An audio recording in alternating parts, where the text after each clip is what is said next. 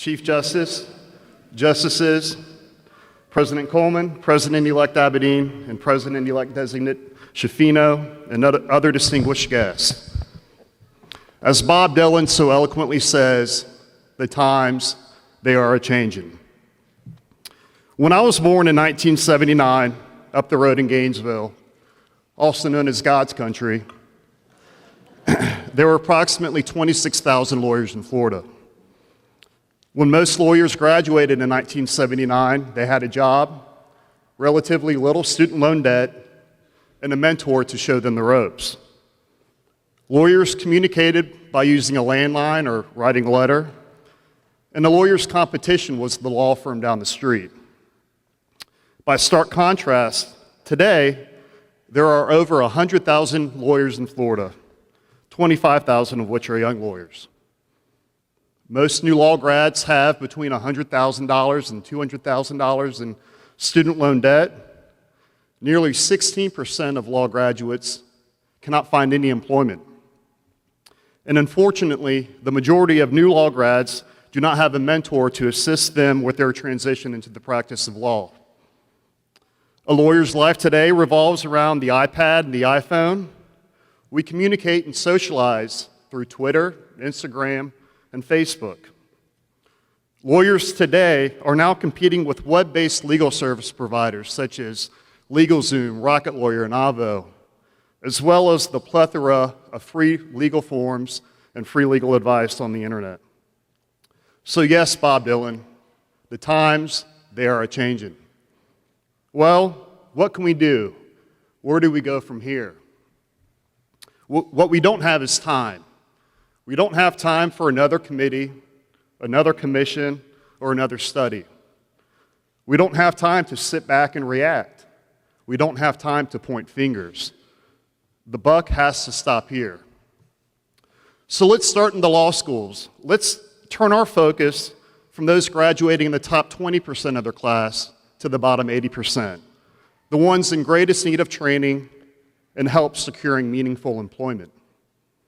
Let's turn our focus from the 20% of lawyers that practice in large firms to the 80% of lawyers in our state that practice in small firms or as solo practitioners. Let's turn our focus from the 20% of the population already receiving legal services to the 80% of the population who remains unserved, a market that is estimated to be valued at over $45 billion. And let's untangle the web of dated rules and regulations from years gone by and give young lawyers the chance to compete in today's marketplace. Yesterday, at the judicial luncheon, we heard from Brent Schlinder, co-author of the best-selling book, Becoming Steve Jobs. The book answers the central question about the life and career of the Apple co-founder and CEO. How did a young man so reckless and arrogant that he was exiled from the company he founded become to be the most effective, visionary business leader of our time? Last year, when running for this position, I challenged my fellow YLD governors to follow the footsteps of Steve Jobs. I challenged them to be innovative. I challenged them to get creative. Thankfully, the YLD accepted my challenge. So this year, the YLD will be thinking different as we work to help Florida's young lawyers thrive in this new reality. For example, under the direction of Zach Zeroes and Paige Gilman, we will be training young lawyers on how to start and operate a virtual law firm. In September, we will be initiating the Take an Hour campaign. This campaign will encourage senior lawyers to take an hour out of their day to meet with a young lawyer in hopes of developing a mentor-mentee relationship. Brian Karff and Ethan Wall will be organizing monthly webinars highlighting technological tools that can help young lawyers run efficient, effective, and profitable law practices. Our Access to Justice chairs, Soraya Salajas-Jones and Matt Remenda, will be working with web-based legal service providers to help connect young lawyers in need of work with the 80% of the population in need of legal services. Webb Melton and Stephanie Cagnett will be exploring ways for young lawyers to provide virtual pro bono assistance. Under the leadership of Crystal Thornton and G.C. Murray, we will begin a statewide campaign to encourage diverse young lawyers to seek election and appointment to the judiciary. It is our hope that one day our judiciary will truly reflect the demographics of our great state. The chairs of our newly formed Women's Affairs Committee, Val Barnhart and Jacqueline Sims-Petrides, will be starting an initiative to support young women lawyers in both their professional and personal growth. We cannot continue to let young women lawyers leave our profession at alarming rates. Finally, under the direction of Andrew Pickett and Shireen Valbrun, we will address such pressing issues as the uniform bar exam, the unbundling of legal services and limited scope representation, and our outdated rules.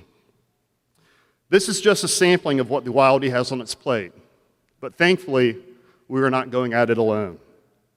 This past year, the YLD saw unprecedented support and inclusion from the Senior Board of Governors, and especially President Coleman and President-elect Abedin. Greg, my sincerest thanks on behalf of the YLD. And Ray, I look forward to continuing to work with you and Bill this upcoming year. The YLD has also had the opportunity to engage with the court and law schools. Outgoing YLD President Michael Orr and I met with Chief Justice Labarga for over 4 hours in March to discuss the numerous issues facing today's young lawyer. And a few weeks ago, the YLD hosted its first annual Florida Law School Dean Summit.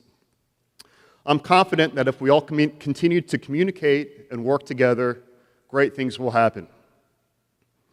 On a personal level, I would like to thank the YLD Board of Governors for the confidence that they have placed in me to lead our division this year. Thank you to all the past presidents I've had the opportunity to serve under, RJ, Renee, Sean, Paige, Melanie, and especially our outgoing president, Michael Orr. Michael, you have been a great leader to this organization. Thank you for your friendship and guidance over the past year.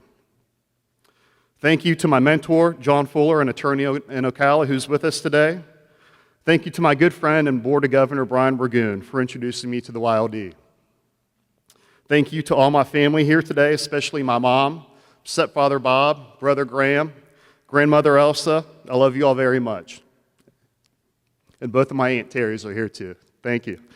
I also want to remember my father.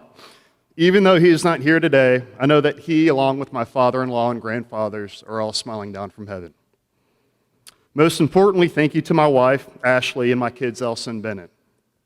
Ashley, I thank God for you every day, and I would not be able to do this without your love and support.